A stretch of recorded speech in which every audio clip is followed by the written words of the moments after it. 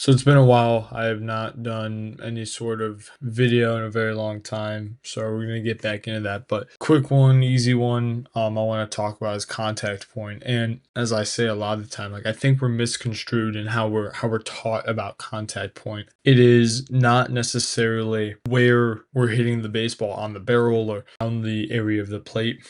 I think it's more a mindset.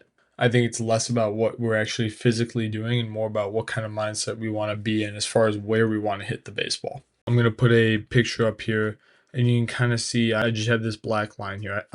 Me personally, this is about where my contact point is. And this picture I'm showing is from pastime videos, pastime athletics. I forget, it's a YouTube channel.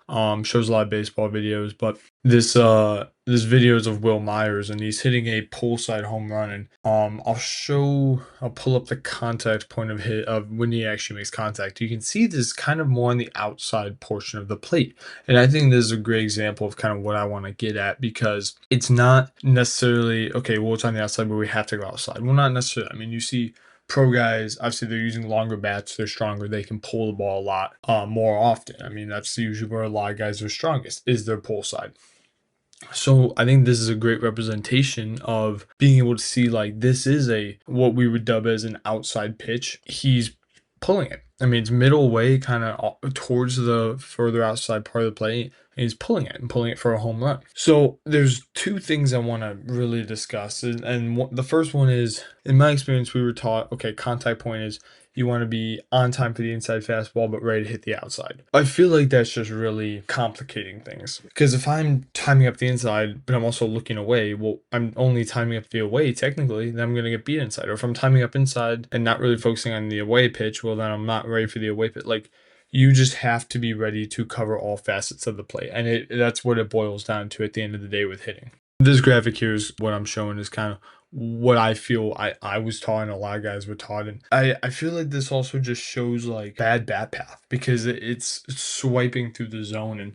And we've talked about bat path on here in some of my previous videos. And you can see how it's kind of doing that swipe through the zone. And I think the diagonal sort of contact point, maybe it's more of a correlation instead of a causation, meaning just because someone's having a bad bat path or hooking something is not caused by them having this specific contact point view in their brain, but it could be a correlation.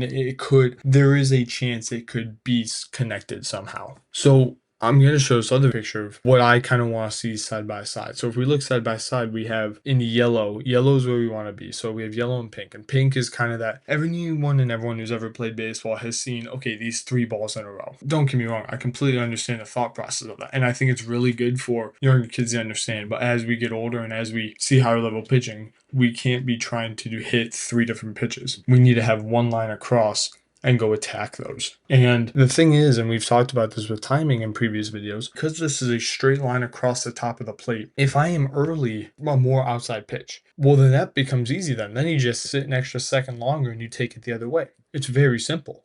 But then you're also still timed up on the inside pitch. So in reality, you're doing the exact same thing, but let's just shift our mental state, shift our understanding and our focus of it a little bit, because we want to give ourselves the best chance at hitting balls hard. And that's going to be out in front of the plate. Okay. I mean, the hardest hit balls in the league are out in front. So why are we going to like it deep on us? And if we have to like it deep, then we like it deep. It's not a big deal. And the number one thing I want to get across with this, because Will Myers is contradicting me, I'm kind of contradicting myself, because you look at it and you go, there's one frame previously in this video and you're like, well, that ball's behind it. Like, that's behind the line and he's pulling it. So how can you say he's out in front? Okay, well, this isn't a perfect aerial view. In a perfect world, I would have found a video that was directly over the plate, could have shown exactly the bat path. I couldn't.